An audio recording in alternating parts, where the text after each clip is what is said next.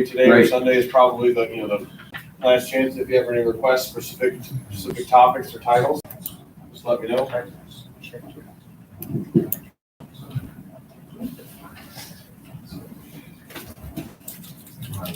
All right. Oh, no. You always tell me, you brought something home. She brought it for your home. Because she's always telling me, you brought something. Oh, thank you. Is that ready for me? There's more over there, a bucket of them. Good, something healthy. Yeah. You had to go and ruin the table and put something healthy up there, didn't you? Well, Yay, thank you. just messed everything up. Well, isn't that good that you did that? Yeah. How about in a round of applause? Oh, Yeah, I know. So then it's no longer the table of sin, there's whatever I call the evil table, I called it the evil counter up there. What is it? That which God created, called out evil or something like that. There was just one week when everything up there looked like a trip to the dentist, and I couldn't contain myself. We got plenty of them. I know. So that was 1 week that made 1 week, huh? Yes. Where's the drummer when you need him? Going to Wellington tomorrow? What's that? So the rally? Martin, how are you? No, I think Yeah, he's gonna be Dave- in Wellington, Lorraine County Fairground. That's right. Yes, you see, I'm right. My brother lives up there. Mhm. They got You're a not house all up there. right. Tickets are free. Right, You when gotta you're stand in line over- to get in. Oh, yeah. There were people camping out on Monday. Yeah, there's people already waiting. Wow. Have to watch it online. They get a better view. We know the kind of stuff he's gonna say. Here you go, Thomas. It's supposed to be a big surprise coming. Really? Yeah, Bob France interviewed him the other day. Yeah, he said you're gonna like what you hear or something like that, yeah. Right. Which will be back in office by August. Well, what was it, France? Did I just ask the president over to my house for a barbecue or something like that? I forget how he said it. I didn't hear that. Yeah, because apparently while he was there, he said, "I'd like to come over like for a barbecue or something." So, trying to get This this was thing. his usual bombastic self. Oh, In the interview, you know. But that's his style. Yeah. I mean, that's what got him elected, and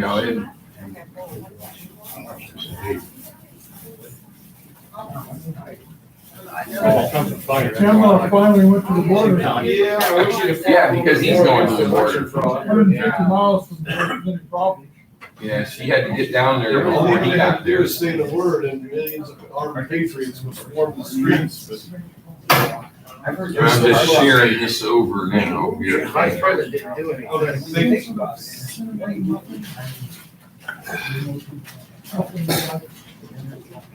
Did anybody see the video of that school board meeting? I don't remember where it was, where they declared an unlawful assembly. Oh, yeah. Oh, yeah, I saw that, yeah. They Wow. were just going on and on and on, while the guy was blasting the court, whatever you call it, the Supreme, yeah, I can't talk. School The board? school board, whatever.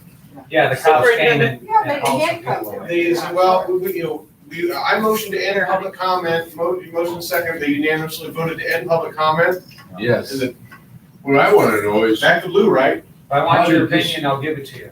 this guy was running a meeting, and he's the one who said, this is an unlawful gathering. Well, then why did he call Who is he to call that an unlawful gathering? Because you weren't following their rules, now it's an unlawful assembly. But is it in his purview to call an unlawful? Not when it's supposed to be a public meeting. Yeah. So, That- and the cops jumped right in on it. Yeah, why would the cops do that? That was, Because they don't know better. that the cops, did that. They should have just Yeah, said, they should have sat back. yeah. Yeah, but see, a lot of police, like a lot of people in the military, when they take an oath to defend the Constitution of the United States, they're just mouthing words. They don't know what they're saying, or they don't believe it, or they don't intend on it. They're just going through the formality. Because if they really mean that oath, then they would have recognized that they don't answer to that school board leader. They could provide security and all of that, but unless he declared an executive session, but then usually Yeah, like when the they. cops acted like they worked for the school. board. Exactly, and that's where they were wrong. Yeah. They worked for the community, and that's where they didn't understand their oath of office. And that's a problem that we have in this country, is that we're putting these people out there who do not understand the oath that they're supposed to take. I don't know if I have it with me here. I had to change bags, but no, I don't have it in here. Unfortunately, I had to change bags for a variety of reasons, but I don't have everything in here I normally have. And I usually have a copy of the Constitution in there. And there is an oath that's in the Constitution that public officials are supposed to take. The military oath is based on it. The presidential oath is similar to it. And all public officials are supposed to take it. But most of them haven't a clue what they're saying. And part of the problem is we don't teach people what the Constitution is. And that's why, for instance, that House Bill 73 that was down in Columbus, where they were trying to defeat because it was going to take away the TR document. There's more to it than, I mean, they want the time so they can preach critical race theory and cram that down our students' throats in the schools. But the other thing too is they don't want kids learning the Constitution, because if people don't really learn the Constitution, they don't know what it says. They don't know what it means. And when they take an oath later in life as a public official, a police officer, or whatever, they don't know what they just said. They think it means that they have to obey all authority. Then, and let me throw in one thing there before I forget. 73, House Bill 73 appears to be defeated. Don't know for sure yet, but it appears to be defeated in committee. Keep praying though. That's the one that would remove the teaching and the testing requirements, rather, for the founding documents and history, American history and American government. But what I was going to say is, unfortunately, churches are guilty of the same thing. Go over to, let's see, Romans chapter 13 for a minute. And while you're there in Romans 13, we're going to go to a couple other ones. But in Romans 13, where it says, starting in verse 1, let every soul be subject unto the higher powers, for there is no power but of God. The powers that be are ordained of God.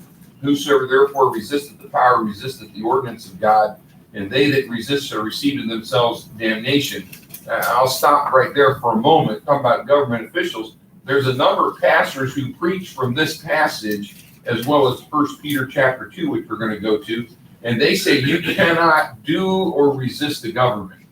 And we're talking independent fundamental Baptists, they're guilty of this. Go over to 1 Peter chapter 2. I used to sit under a pastor who preached such things. 1 Peter chapter 2.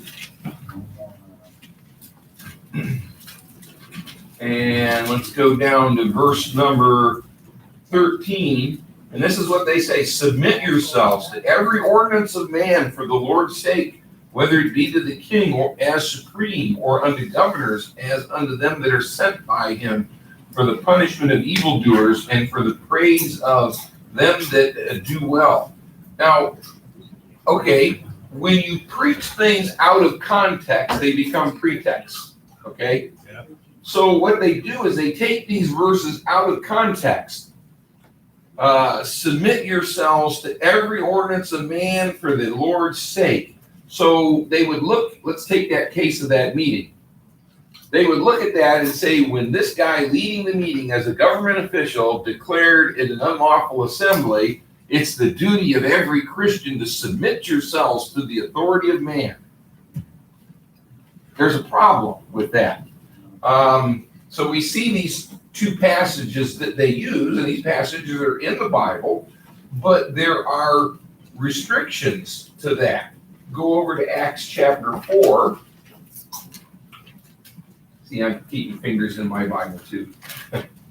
Acts chapter 4. And let's see. Bonhoeffer took issue with that point. What's that? Bonhoeffer took issue with that point, that's why he, well, you know the thing. Yeah. All right. In Acts chapter 4, Peter and John are before the council there. And let's drop down to verse 15. But when they had commanded them to go aside, meaning Peter and John, go aside out of the council, they conferred among themselves, saying, "What shall we do to these men? For that indeed a notable miracle hath been done by them is manifest to all them that dwell in Jerusalem, and we cannot deny it.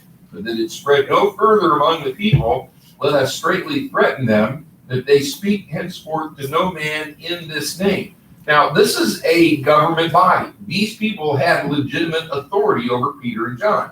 And they called them, verse 18, and commanded them not to speak at all, nor teach in the name of Jesus. Now, you know what the Great Commission is? The Great Commission is to do what? Go into all the world and do what? Preach the gospel. Jesus told them in Acts chapter 1, before ascending up into heaven, that they were to go into Jerusalem, Judea, and Samaria, the uttermost parts of the earth. Can you preach the gospel without mentioning Jesus? No. What are you going to tell them? There's not much gospel without Jesus in there. So they said not to speak or teach at all in the name of Jesus. Well, they're commanded. There's certain pastors today who would say, well, the government said not to do that, so you can't do that. You must submit yourself to every authority. But wait, what did Peter say in John say in verse 19? But Peter and John answered and said unto them, whether it be right in the sight of God to hearken unto you more than unto God, judge ye. For we cannot but speak the things which we have seen and heard. You know what they were doing? They were going up the ladder in authority. See, anybody that's been in the military should understand this. If somebody at a lower rank in your chain of command gives you a command that countermands the higher up command, you go with the higher up command. You don't go with the lower command. You go with the higher or lower authority. You go with the higher up authority. Ultimately, we're supposed to go up to the Constitution. Constitution, commander-in-chief, and then down through your branch of service, your command, your all the way down to your commanding officer, and et cetera. But there's a hierarchy of commands. You learn this in basic training about the hierarchy of commands. And this is what the Bible teaches. There's a hierarchy of commands. Should we obey government authority? Absolutely. But what about when government authority is contrary to God's authority? Who do we go with? Well, we do what Peter and John said here. We go with the higher authority. We ought to obey God rather than men. And look over also, we're here in Acts chapter 4, go to chapter 5. So they go out, they've been told not to preach or teach in the name of Jesus. They go out and they do it. And so we see them apprehended again. And they're told in Acts chapter 5, verse 28, did we not straitly command you that ye should not teach in this name? So they were supposed to obey government authority, right? Submit yourselves to all government authority. But notice what they said in verse 29, and Peter and the other apostles answered and said, we ought to obey God rather than men. And this is our order of authority. If man's law does not conflict with God's law, then we obey God's or man's law. Absolutely. Christians should be the most law-abiding people in the world until man's law goes contrary to God's law. When man's law goes contrary to God's law, we're called to obey God rather than men. I don't know what prompts these people. It's a fear that they're going to lose their tax exempt status. it's a fear that the government is gonna come and say mean things to them. I don't know what it is that prompts people who claim to be biblical, Bible believing fundamentalists, and then they stand up and they say, submit yourself to every authority, but they don't remind people we ought to obey God rather than men. I think, if I might add, Yes. my experience, without pretending to be able to see man's hearts, I suspect that many pastors preach the blind submission to government because they pound the authority thing, because if they have members who can question the government, then they might have the same spirit to question the pastor, and they certainly don't want to have any of that. And that's a problem. So whether it's fear, insecurity, on a power trip, whatever it is, those people are going to be answerable to God. Because yes, it says, submit yourselves to every ordinance of man for the Lord's sake, but it also says we ought to obey God rather than men. So when an ordinance of man is contrary to God, you go with God. And likewise, when you look at, you're talking about this case with this school board meeting, for that guy to declare this is an unlawful assembly, it is not an unlawful assembly. The police officers that enforce that and then force everybody out of there, they are going contrary to the Constitution. They're probably going contrary to their state constitution. Excuse me, but weren't they ordered to do that, the police officers? They were ordered by the, Yeah, but it was an unconstitutional order. okay, so. Because it's the First Amendment guarantees us the right to peaceable assembly. Now, if people started throwing chairs around and bashing people over the head with the tables, then yeah, that it would no longer be a peaceable assembly. They were petitioning the government for redress of grievances. Exactly, and that is a constitution. Now the school board can declare an executive session. That's fine. We understand executive sessions. Government boards do that all the time. They need to discuss something where they can't disclose private information openly and all. There's rules and regulations that deal with that. But they have to declare an executive session. Generally speaking, they exit and go to a separate place. I've been in town hall meetings right here in Richfield where they, not necessarily the town hall, but some boards like Board of Zoning Appeals, things like that, where they say, we're going to declare an executive session, we're going to adjourn to another office, we're going to discuss this and come back. One time was when our church was moving into a building down the road, and one of the village councilmen told me afterwards, he said, well, they did that because they didn't want people to know who was voting against God. They were voting whether or not to allow us an exemption. Yes. Today is the anniversary of the first printing of the Diary of Anne Frank. And, Perfect example of. and so that's what I thought. There were a lot of Christians back in Germany that let the Jews go to the gallows or the ovens and did nothing. There were some like, Corrie ten Boom and, others that tried to protect Jews, but there was a lot that just went right along with it and said, well, we have to do what the government tells us. They were just following orders. Yeah. Right. But see, we celebrate as heroes those people that took in the Jews and sheltered them at risk of their own lives. And we celebrate them as heroes, rightly so.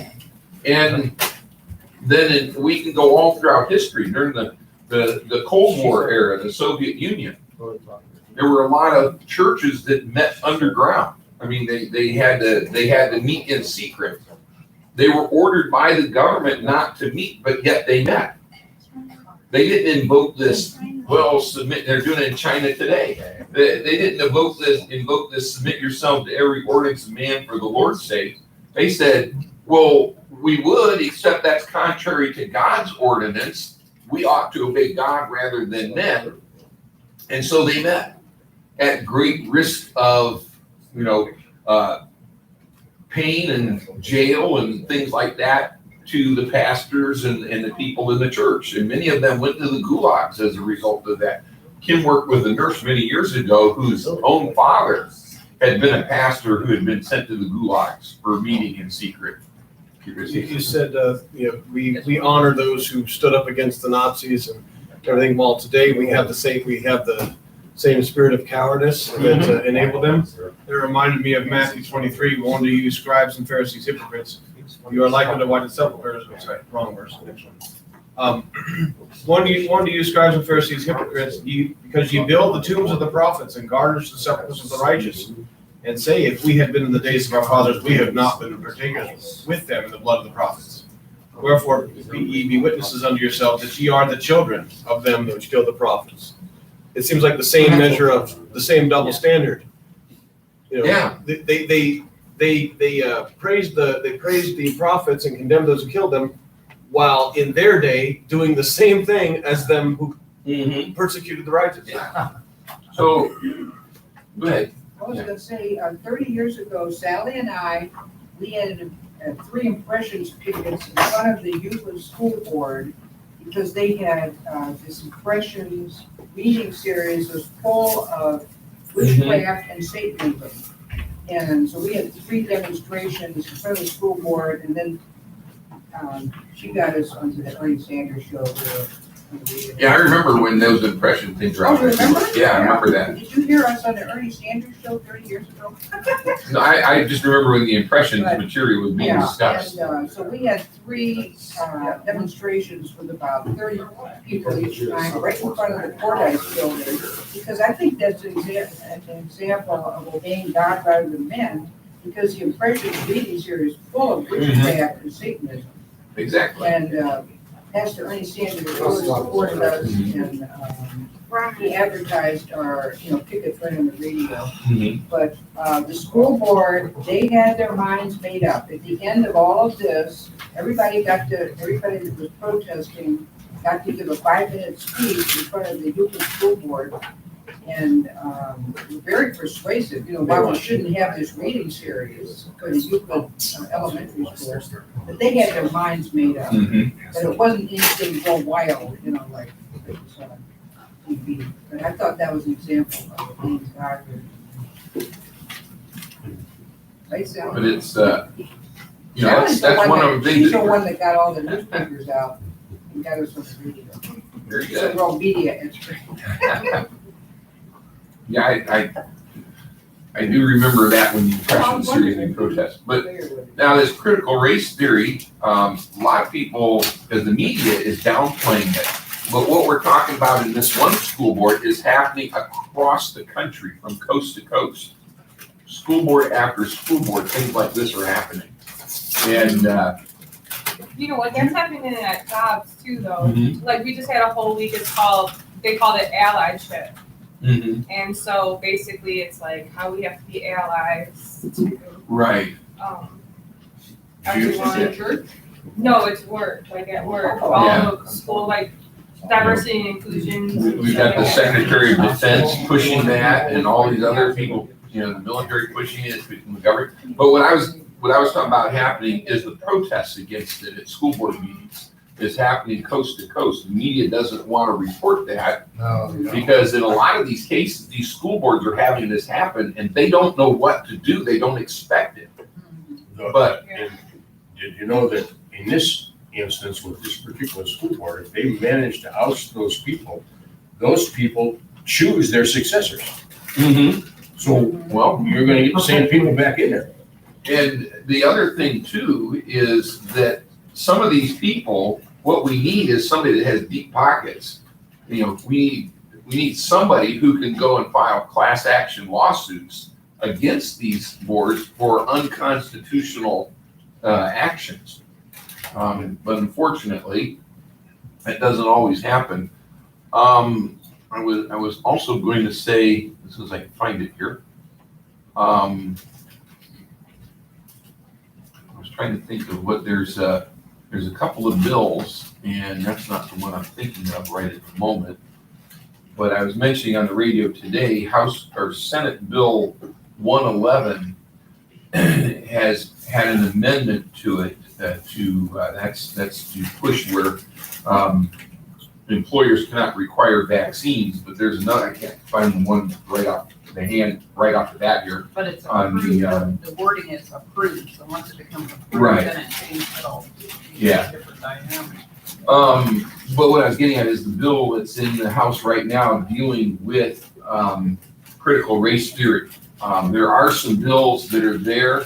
The one that we want to focus on supporting is the one that's authored by Representative Sarah Fowler. I think it's Fowler Brown now. She got married. There's two. There's a Senate one, I think, and the House one. The House one, the one that Sarah Fowler is on, is the one that has teeth. The other one is, it looks good, but that's about it. There's no teeth. There's nothing that can use for enforcement. It's just a feel-good bill. So there is a bill, and a number of state legislatures are passing bills reining in critical race theory. But right now, the government is run amok teaching this stuff. Woke businesses, to use that term, are going crazy teaching this stuff. Well, a week or 10 days ago, I heard it was something like 20, maybe 30 states were taking measures to reject it.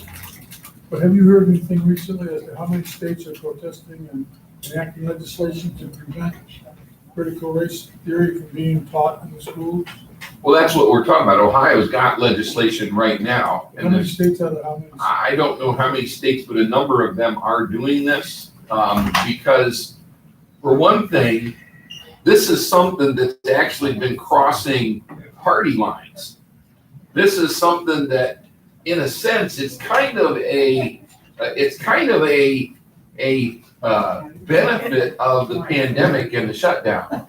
Because a lot of parents started looking over the shoulder of their children who are watching classes online and were shocked to see some of the stuff that's there.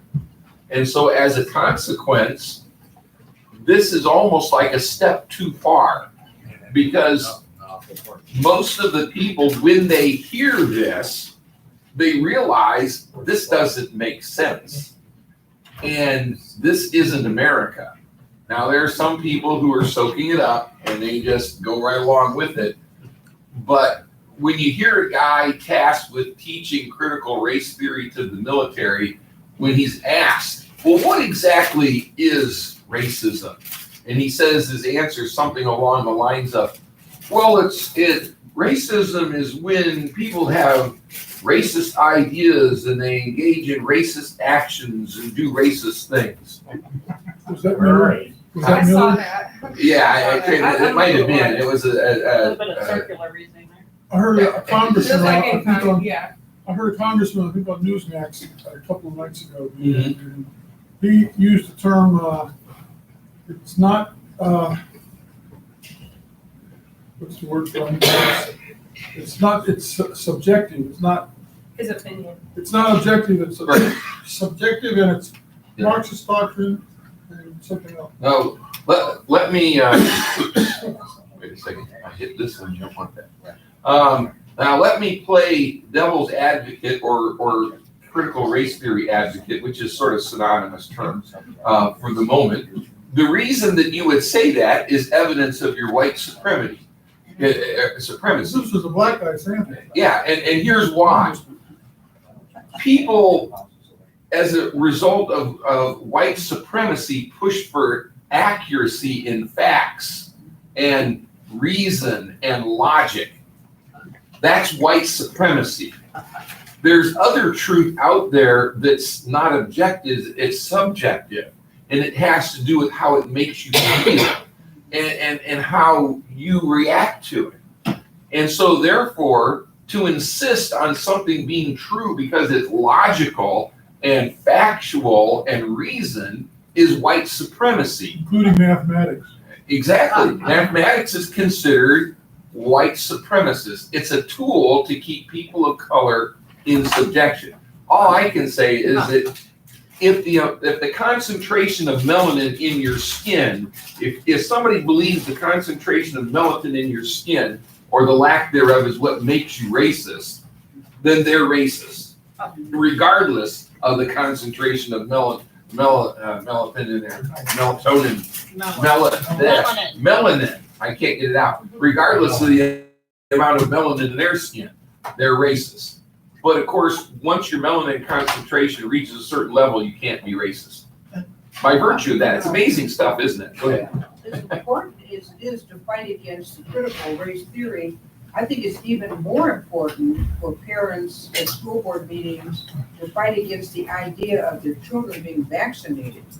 Because that is a serious health problem, which is part of Bill number 111 or 33. Well, that's what we're talking about, 111. It was an amendment put on there But that you don't see a bunch employers of can't do it. parents at school board meetings talking about possibly their children being forced to be vaccinated. To me, that's even more. But the attitude underlying critical race theory is what makes people willing to do whatever the government says. So I would actually say the critical race theory from a philosophical, or actually from a philosophical standpoint, I think is actually worse. Because the ideas that allow people to talk about what you're talking about, critical race theory leads people to believe those ideas. See, so if it weren't for people being willing to do whatever the government says and believe whatever the government says, you wouldn't have people going, to believe everything that Fauci says, for instance. And that's why I say, at its heart, this is actually worse, because the attitude that leads to other things is being changed over here. To me, the vaccine is the symptom, and the forced vaccines and mandatory vaccines. And this is also where it's good that they got that in place, the amendment to House Bill or Senate Bill 111. The bill distributes COVID relief funds, and that's how they were able to get this in as an amendment. There was a bill, standalone bill, but it stalled in committee. But this one here, if they don't strip the amendment out, and that's where you need to pray that the Senate doesn't strip the amendment out as they reconcile the two bills. This will prevent companies in Ohio from forcing people, mandating that people have vaccines that are not FDA approved. And none of these vaccines are FDA approved. They have emergency. 111. Oh. The other one is stalled in committee, and it may not make it. So this one here actually is a good amendment, and it's there. And why do they have to put FDA approved though? Well, Because that's the goal and it'll be approved soon. it's not going to be approved soon. It's got emergency status. It takes time to get approval. So, but regardless of that, this is something that will stop the forced mandate immediately. If we, this is any employers in Ohio, and I think it would apply to government and everything. There's an exemption for Yeah. So, but I was just thinking about. But we have so many people who just don't understand their rights. And, yeah, I was gonna say, I saw a picture, our cartoon online, the little kids are sitting in class, and the one student is saying, "But teacher, I thought we were going to study division today." And she's writing up on the board critical race theory, and she says, "We are, Billy." Oh, yeah, I saw that. Yeah, so, oh, go ahead. No, I was just telling you that you can get, for schools, you can get like an exemption from vaccine. There's a paper you can print online. Yeah. But a lot of people don't know, like they sent their kids to college, they said they had to get them to live in dorms, it's too Well, late. and ultimately, in relating this back to what we were looking at with ought to obey God rather than men, we have to be prepared. Let me go back to Acts chapter 4 again, where where in verse 19, where it says, but Peter and John answered and said unto them, whether it be right in the sight of God to hearken unto you more than unto God, judge ye. What they're recognizing is the government authority may say, well, I don't agree with you, and I'm still going to throw you in jail, arrest you, fine you, beat you, whatever. They recognize that. They're saying, and that's what they're saying, whether you agree with us or not, it's up to you. But we cannot but speak the things which we have seen and heard, and then they go out and do it. But see, with so many of these things, even though the government may be pushing in this direction, whatever it is, we understand that if we're going to follow the higher law, which, ultimately God's law trumps man's law, it's higher than the Constitution, even, we have to be prepared that we may be in trouble with the state for things. Yep. That's all there is to it. I mean, and see, I think there are a lot of people who generally would believe this, but they don't want to be in trouble with the state. So that prevents them from speaking out or doing something.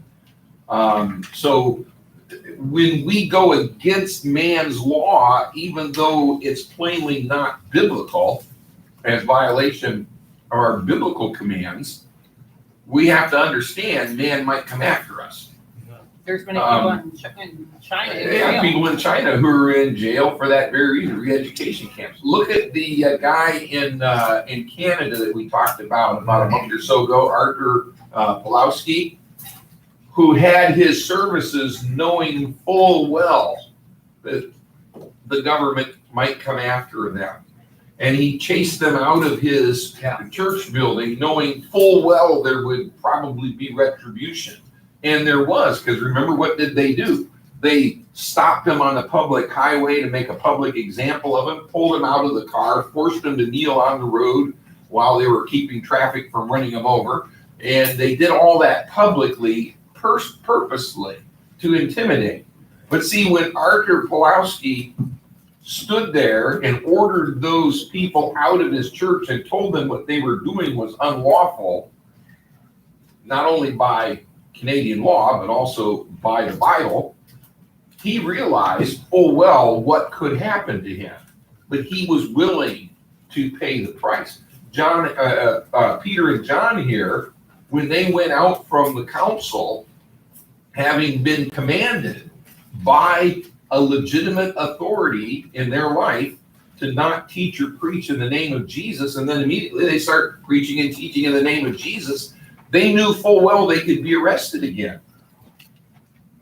And see, that's what we have to realize, is that when we disobey man's law, however right we may be, and however wrong man's law may be, we do have to understand that man may not be forgiving. And man that just may not agree with our reasoning, and there may be a retribution. Let's see, a lot of people, there's a price, an earthly price. But which is better to do? Pay an earthly price and be in good standing with the Lord, or cringe in fear and disobey our Savior? And see, that's what Peter and John refused to do, and that's why they said in Acts chapter 5 and verse 29, we ought to obey God rather than men, because they were confronted. We told you, we basically laid down the law that you are not allowed to do this, and you're doing it. Man can trouble you only as long as you're still alive. Yeah. After that, God's in control. Yeah. I think Matthew chapter 10 is relevant here. Matthew chapter 10, go ahead. Starting at verse 19. They should, 18. You should be brought before governors and kings for my sake, for testimony against them and the Gentiles. And verse 24, the disciple is not above his master, nor the servant above his Lord. Fear not them, therefore, for there is nothing covered that shall not be revealed. The main verse I was looking at, and fear not them which kill the body, but are not able to kill the soul. Rather, fear him which is able to destroy both body and hell. Soul and body, and hell. Yeah, and so that's what he's saying, because It's just like we were talking about China. In China right now, there are people who are meeting and they're being told you cannot meet and you cannot elevate Christ above the, Xi, the leader of China. Well, they got some But they're doing it. poster in some of their Mhm. churches, Most the of state the- churches. yeah. And yet there are people in China who are refusing to bow. And in North Korea, there's a few, not very many, but there are some Christians, born-again Christians in North Korea. And they know full well that means that's basically a death sentence. They're going to be, North Korea, I like how, I forget who it is that describes it as the world's largest concentration camp. So when you go into a jail in North Korea, the whole country's like a concentration camp. So when you go to a jail, it's even worse. And so there are people who know that that's what might happen. Look at Paul when he went on his missionary journeys. He went into places knowing full well that the local government officials and religious officials might not agree with what he was doing, but he was told by the Lord to go. And so he went. And having previously persecuted Christians, he knew what He sort of knew, things were yeah, happening. exactly. And yet he went. And this is the, again, today, we don't have a lot of Christians who are willing to take a stand, who are willing to go. We've been fairly blessed in the United States in that we've not had too many problems, but I still remember hearing about this one guy that sent a letter to the governor last year at Easter time asking for the governor's permission to have drive-in Easter services at his church. Like, why would you do that? Wouldn't you rather ask the Lord if it was a good idea whether you had services or not, and then let the Lord direct you rather than ask the governor for permission? Well, now I noticed there's a lot of these places that having a problem reigniting because after this closed down, shut down, they can't get people in the doors. Some of those People have gotten into the church habit of not leaders don't talk going. to God. Yes, that's right. Some church leaders don't talk to God. Not paying. But, and we're kind of straddling a couple of issues here because we're talking a lot about the church aspect of it. But when we were talking about those police officers that enforced a unlawful order, these are people who are doing the same thing. They're not willing to take a stand either. They're just like anybody else. They don't want to take a They're stand ignorant or they're complicit. Take your pick. or fearful. Or fearful, yeah. Well, I might lose my job. I might not get a promotion. I That might. makes them complicit. If they So- try- Some or all of the above. if they take guns, though, some police are gonna prevent that, sheriff's not gonna cooperate with it. And some will and some won't, and that's the unfortunate thing. But I mean, it's just there's just so much that's wrong, and it all comes from the fact that we live in a corrupt world. That's a sin-soaked world, and the mystery of iniquity is working, and Just he's remember- getting people ready. The police chief governor. I was listening to 1420 the other day and they're replaying that with Biden as he's fumbling across words. And it's the rest of the world that's corrupt, not me. Yeah. Oh, I need a microphone so I can periodically whisper like this. That's crazy. It's just unbelievable. We're in trouble. Well, Kim and I were talking about that. And we said, you look at him where he stands there with this vacant look on his face and pauses these long, uncomfortable pauses, and then periodically leans into the microphone in a creepy, whispery voice. And then you got Harris going around and laughing like a hyena constantly. Obviously drunk. Who's running the country? Yeah, who's running the country? It's obviously not those two. You finally made it to the border. Yeah, because Donald Trump said he's going to the border. 800 miles from. Yeah. Yeah, but she's at the border. I've heard that it's Condoleezza Rice in the background running. I think it's Or probably. Obama, could be Obama. Obama definitely is running some things in the background. You mean Susan But- Rice? Susan Rice, yeah, not Condoleezza. Yeah. Susan, yeah. Yeah, well, I mean, it is obvious that Joe Biden and Kamala Harris are not running things. They're merely showing up and letting themselves be used for whatever. But somebody, I don't know, but it's clearly, we're looking at things, I'd like to be able to know that the Lord was coming back this fall, but I don't know that. But I'll tell you what, it sure looks like things are getting ready for the Lord to come back.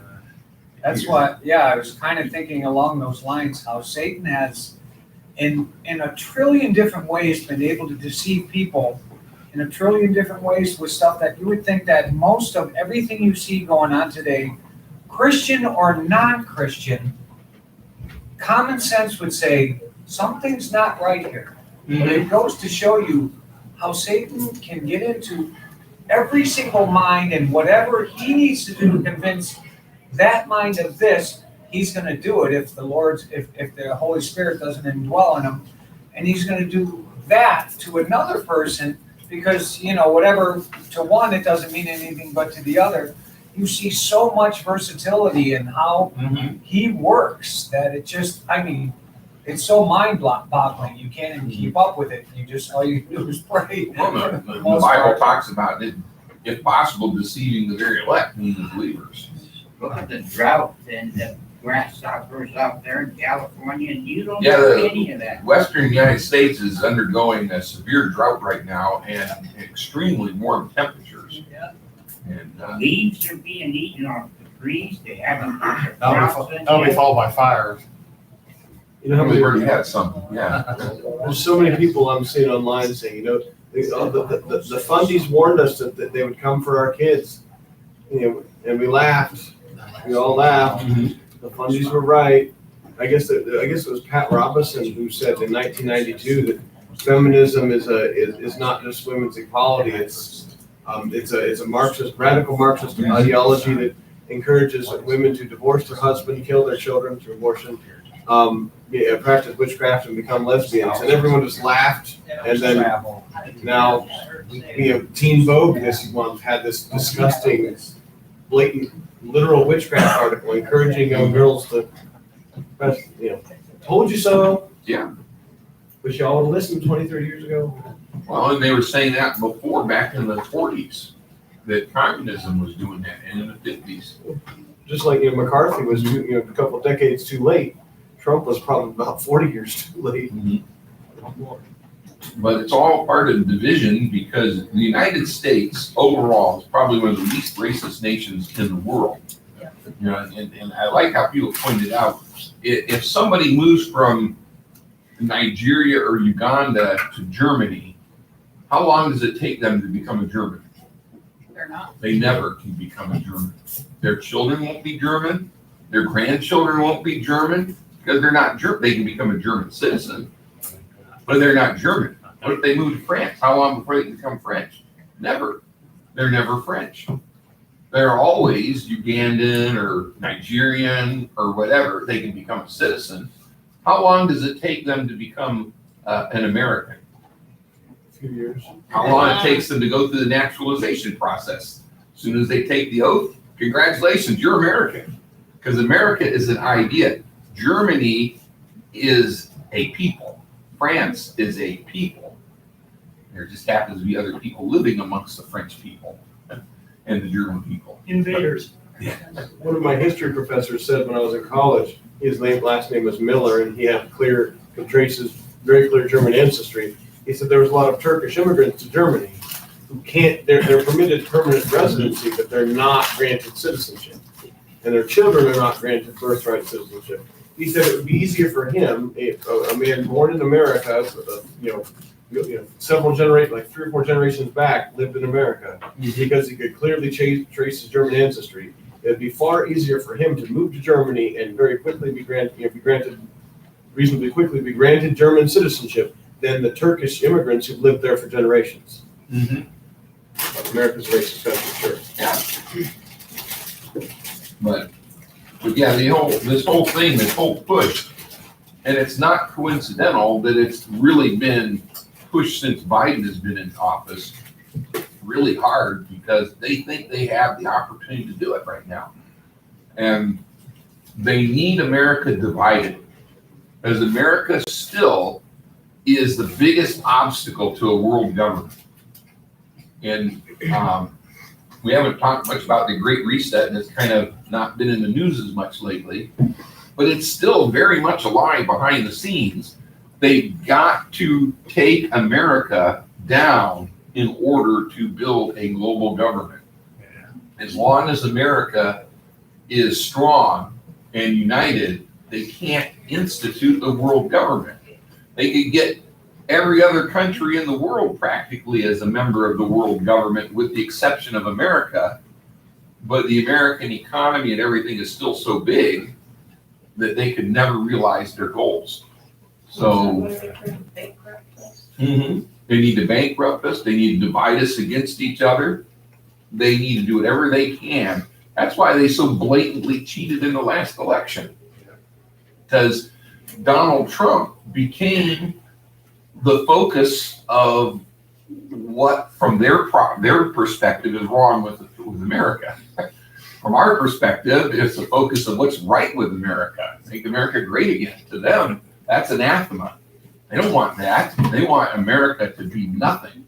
We were moving towards self-sufficiency with Trump, and now we're moving, the pipeline is a perfect example of that. Exactly. We're gonna be relying on everyone else for our own existence. We're buying Russian oil now. Yes. Who's supporting Russia, Trump or Biden? Well, now we're buying Russian oil. We weren't before. Right.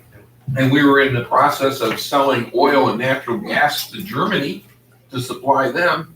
And now, with Biden's blessings, here, open up your pipeline, supply Germany yourselves, which is to be expected because it looks like in Ezekiel 38, Germany is going to be allied with Russia going into Israel. So I just wonder how close that is. It's very close. Well, Germany had to rebuild its army, have a real army again. Well, Europe has to come together and become the focus of power. Yeah, the revived Roman Empire. Right. It was in the news this week. The German army just got its first allies. Right. Yeah, first, since before World War II, yeah. That's interesting. But let's see. So we definitely need to pray for our country, because the whole idea of changing attitudes of people, this has been a generational thing. The communists have been doing this for over 100 years.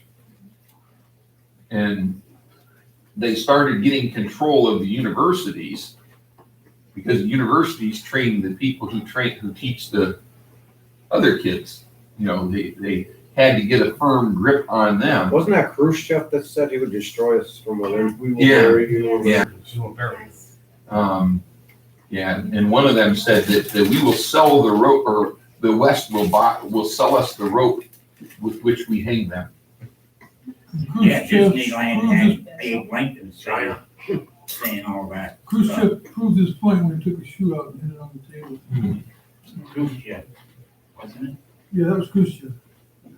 It seems though biblically, in order for Christ to return, we have to get worse in the U.S. We have to just keep falling away and more falling away. There has to be a world government. And we keep praying for better things to happen and for Republicans to take over in 2022 again. But I would not be shocked if none of that happened. As many people who sit here and go, "Oh, don't worry, we're gonna be back in power in no time. Trump's gonna get back in." I would not be surprised if, with all of his gaffes and whatevers, if Biden doesn't get reelected. I mean, in order for somebody things up for Christ to come back. President Biden probably won't survive his term. Right. Oh, yeah. Well, I'm just saying, in order for Is he about 80 years old? 78. in order for Christ to return, or if everything is lining up towards that, things have to keep getting worse, and they're getting all worse on that side. We They're know controlling everything. somebody has to be alive, whether we're that group or not. somebody has to be alive. There has to be a group of Christians alive when the rapture takes place. Otherwise, there wouldn't be a rapture. Right. So there has to be a generation of believers alive when the rapture takes place. Now, we've talked in the past, pure speculation, mind you, about how the Bible talks about the generation that sees Israel come back as a nation would see All things come to everything happening. So we've done that, and also, what is it in Psalms where it says the life of a man being 70, if by strength 80, which is 70 to 80 years. So and again, pure speculation. So he said, well, if you take 1948 and you add 70 years to that, that brings you to 2018. Then you subtract 7 years for the tribulation period, that brings you to 2011. But remember, if by strength, 80, so you add another 10, so that gives you a window 2011 to 2021. But see, all of that is contingent on the idea of the generation being 70 to 80 years, and it's starting in 1948. I was listening to somebody discuss, well, what if they really meant when Israel captured Jerusalem, which wasn't until 1967, wasn't it? Yeah. So then that sets it further down the road, and you could do the same thing, but all that's just pure guesswork. But whether it's 48 or 67 that we're talking about, It's close. somebody that saw that has to be alive when Jesus returns, or certainly when the rapture takes place. And we're rapidly approaching a time in 2048, in 2048, that'll be 100 years beyond when Israel was founded. So I know people are living longer, but there's an upward limit. So we have to be in that time frame. Whether this is the year, I'd love 2021 to be the year. For a variety of reasons, I think that the Lord would probably come around about Rosh Hashanah, but he may not. That's all just guesswork again. But I'd love it to be Rosh Hashanah this year. I'd love to be able to look at my calendar and say, Rosh Hashanah, here it is. It's early September 2021. That's when the Lord's coming. After that, we don't have to worry about it. But we don't know that's going to happen. It might not be for another 10, 20, 30 years. And we could have when we look at what happened when Trump came into office as president, God put him there. That's all there is to it. It never should have happened. God put him there. That's why he got in office. And we had a surge under him that pushed things back down the road, because Hillary Clinton was supposed to be there. And where we're at right now with Biden and the things that are happening right now were supposed to have been happening 4 years ago with Hillary. And that's why they were so angry at Donald Trump. Not that it was Donald Trump, but that it wasn't Hillary. They were robbed. People are, or the globalists, I should say, or the Romans want people. Yeah. Reprobate mind. Most of them are. Yeah. You know, reprobate mind. And so these people are chafing, trying to achieve their plans. And that's, again, 2 Thessalonians chapter 2, where it's talking about verse 6 and 7, the mystery of iniquity. It's already worked, but it's being hindered. And I think I really do believe that Donald Trump got saved during the campaign. I could be wrong, but I think he did. Is he doing everything that a mature Christian should be doing? No. Is he not doing the things that a mature Christian shouldn't be doing? No. But there's a lot of people who've been Christians for a long time that do and say the same things that he does and says, and worse. That's right. So I'm not going to say because he says a bad word, he can't be saved. I've heard pastors of large churches say bad words. Kim and I were standing in the airport in American Samoa. A guy came down from a prominent evangelical college in California, and I have it written down somewhere. But he was talking with the other guy that came with him, and he was a prominent evangelical teacher. I mean, you'd be able to look him up online and see him, and some people might have even heard about it. But basically, they were talking about using profanity. And he said, essentially, it's okay when you use it for the right reasons. But that's To a what let certain no corrupt, extent. let no corrupt communication proceed out of your mouth. Exactly.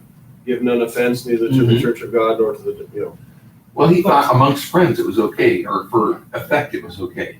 To a certain extent, it doesn't even matter what Trump says, look at what he does. He's Exactly. done so much of the right things, with few exceptions. That's far more I important. think that's why he was like a glitch in the Democratic plan. Exactly. Because look at what happened when Biden came in. What did Trump and Obama sign 7 executive orders and one signed 8 in the first 2 weeks. I don't know which was which. But what did Biden sign? 25, and it just He keeps just had a going. stack. They got to catch up. They're kind of Yeah. looking at it. Wait, we had an agenda. We got to get caught up. Yeah. To The mystery of iniquity was hindered when Trump Satan's came got into plans. office. We got to get Yeah. moving there. It's like Yeah. they're- Flip, you were going to say something there. I had a news flash come across my phone today. Biden's Department of Justice put forth a lawsuit against the state of Georgia for changing the voting rules. So it has started. Okay. But don't say that Biden can't get back in again. If they cheated once, they'll cheat twice. Or somebody else. The Supreme Court will rule appropriately. That's right. Well, and the other thing too is that that Senate bill, or I'm sorry, House bill, was it one? Yeah. That was the voting takeover thing. That essentially has died, but they've got another one coming that's supposed to be more mainstream, more moderate, more palatable. They just want to wear us out. Mm-hmm.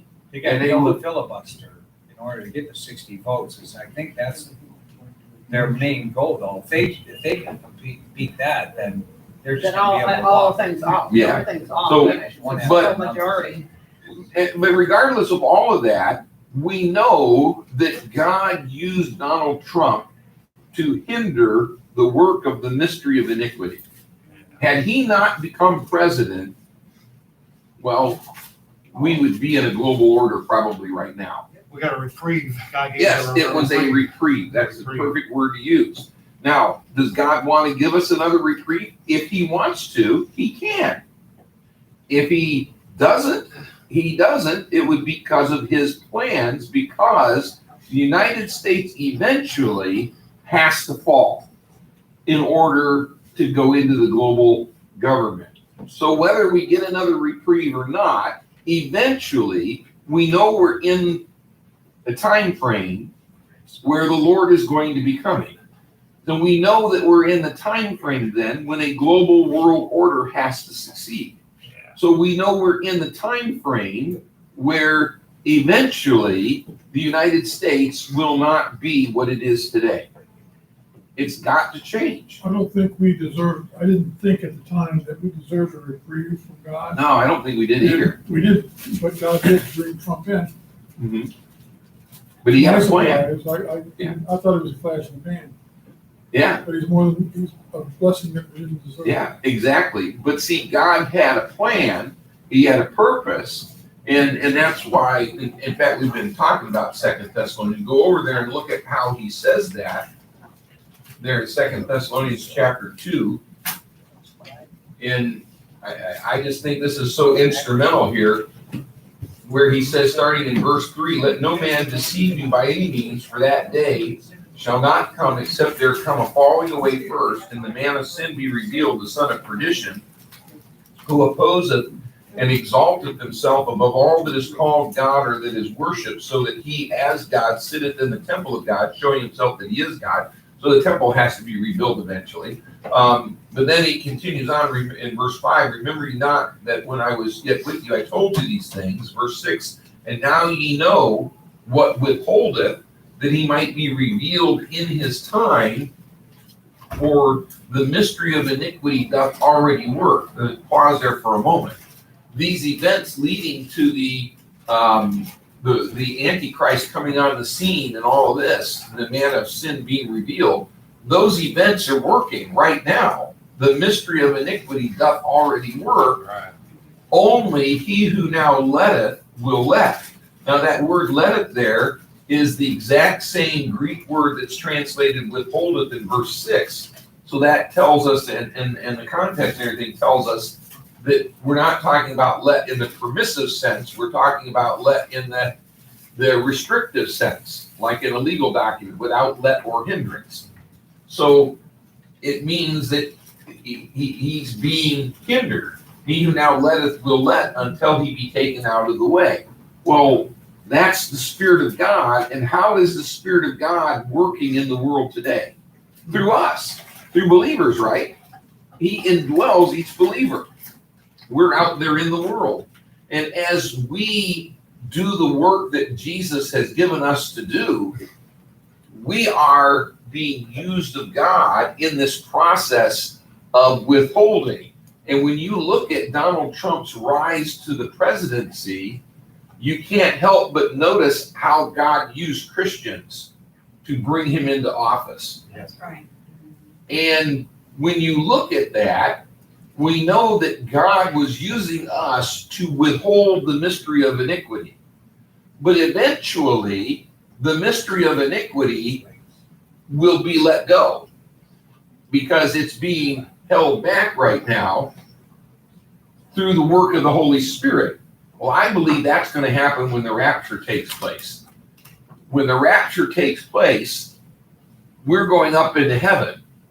And the ministry of the Spirit that's happening right now will change. Just like when Jesus in the Gospel of John said that it was expedient for him to go, that another comforter, meaning the Holy Spirit, would come. See, God was working in the gospel period of time through Jesus, the person of Jesus. He had to go, and now the Spirit of God has come down, and God is working in the world through the person of the Holy Spirit, but the Spirit's working through us. And we're going to be caught up, and God is going to begin working again in a different manner in the world. And you think that the tribulation is going to begin immediately after the rapture, or do you think it might be a while after? We don't know exactly when it will begin. Daniel chapter 9 tells us what'll start it. Daniel chapter 9.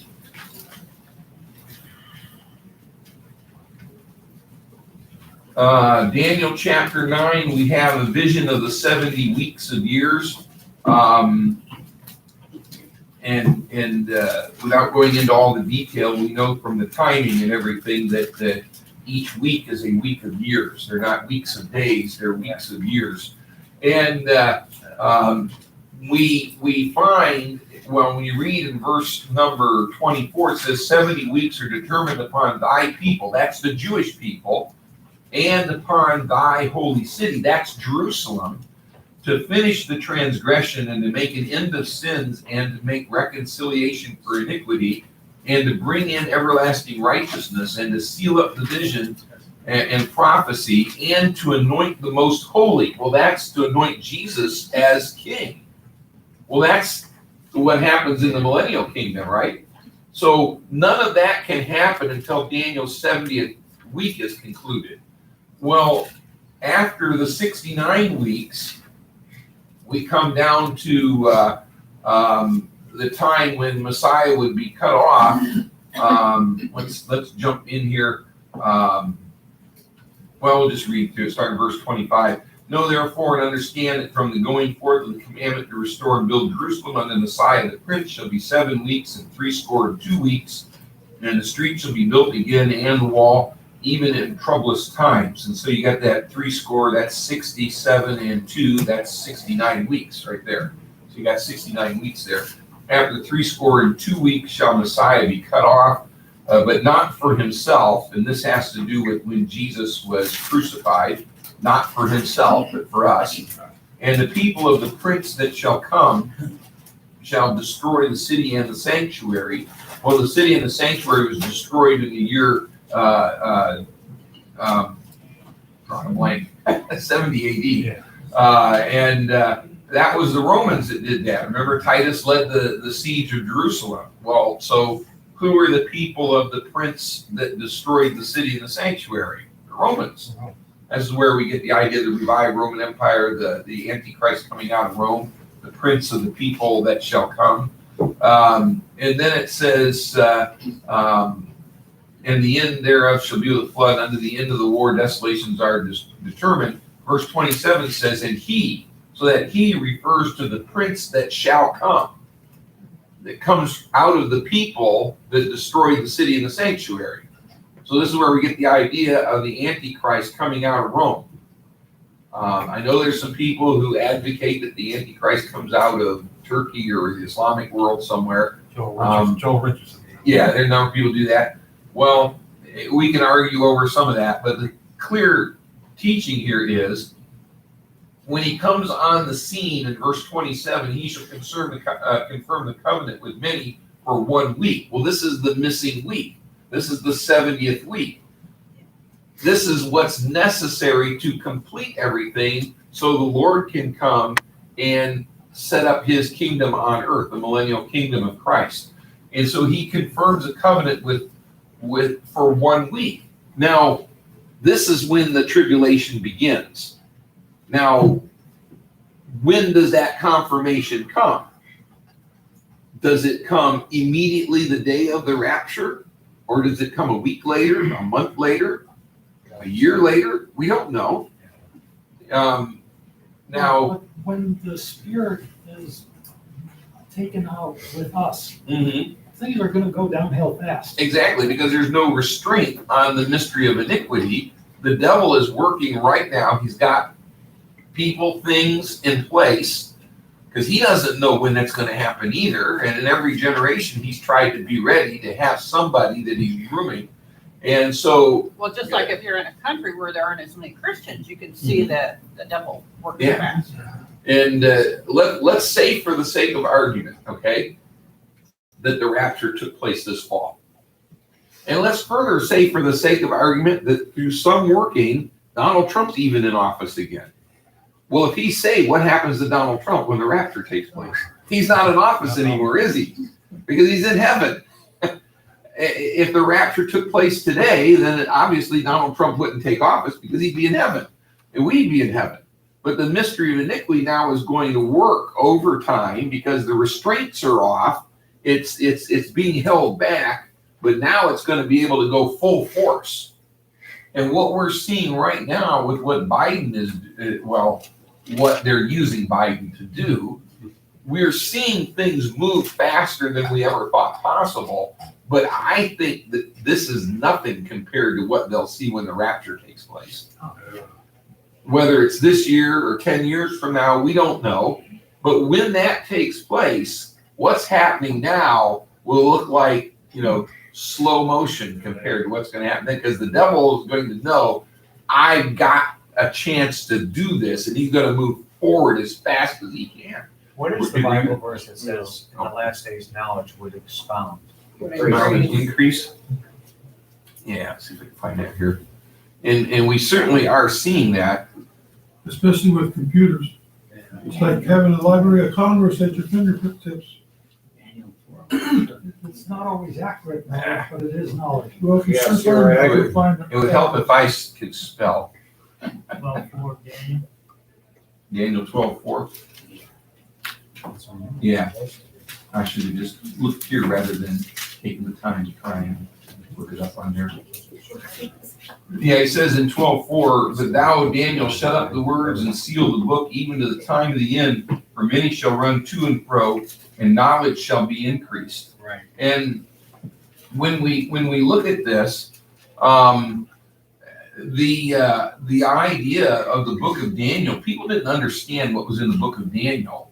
Even a couple hundred years ago, people still puzzled over the book of Daniel. But now we've seen so many things in the book of Daniel made clear. But this idea of knowledge increasing, knowledge is increasing at an exponential rate.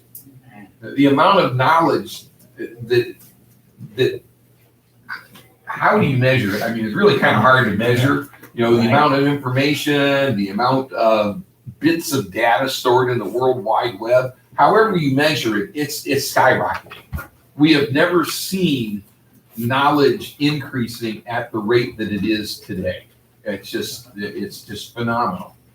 Yeah, you go back 100 years and it was either a boat or a horse. It's the only way we traveled our carriage. My grandmother, my dad's mom, grew up horse and buggy, and she Now we're lived taking to see a weekend man trips go to to the the moon.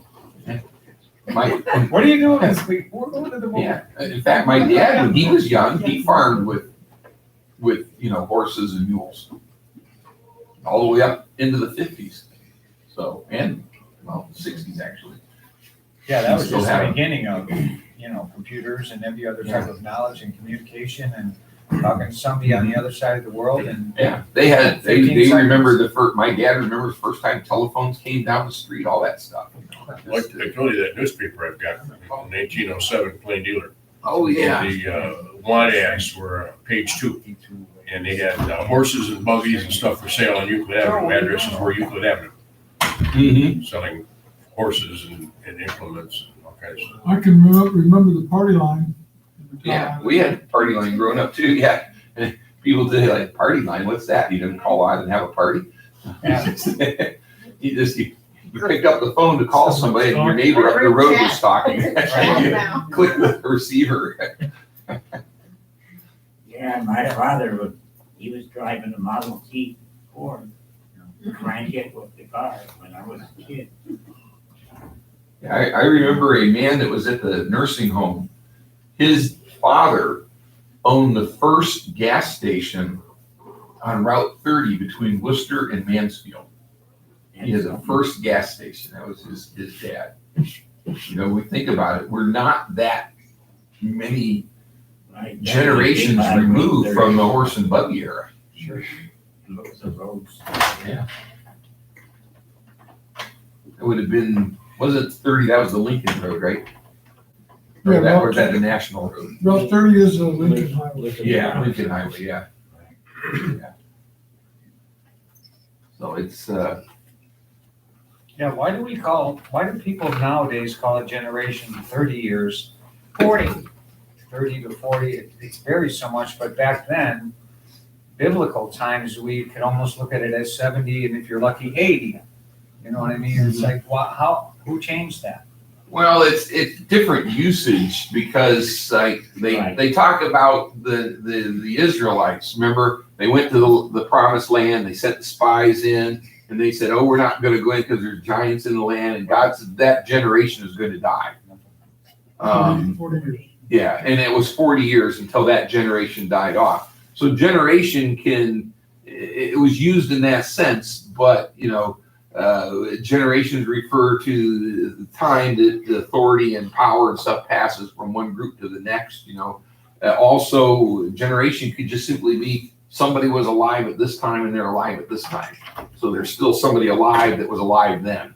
But the 70 to 80 years is, what is that? It's in Psalms, right? Yeah.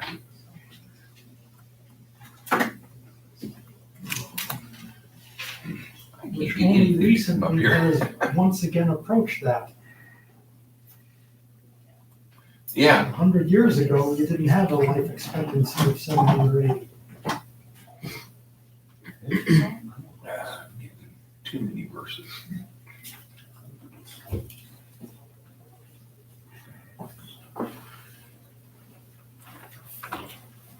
It's amazing how many times 70 appears in the Bible, or 70. Psalm 90, that's the one I wanted. Psalm 90, verse 10. Yeah.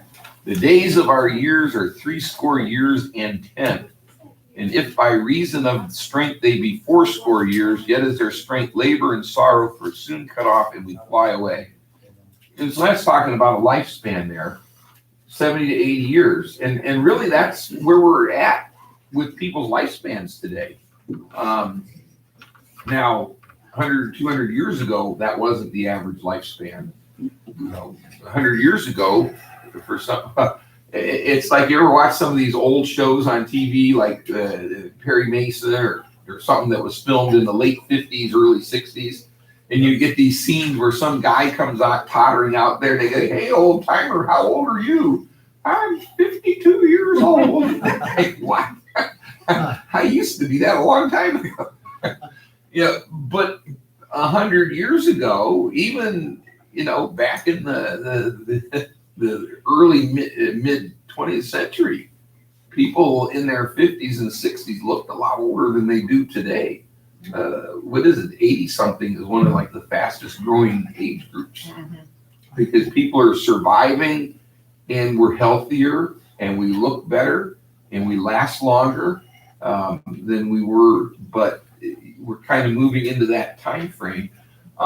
Some people, though, and this is a mistake, they go to Genesis chapter 6, and they say this in Genesis chapter 6, where it says, let's see here,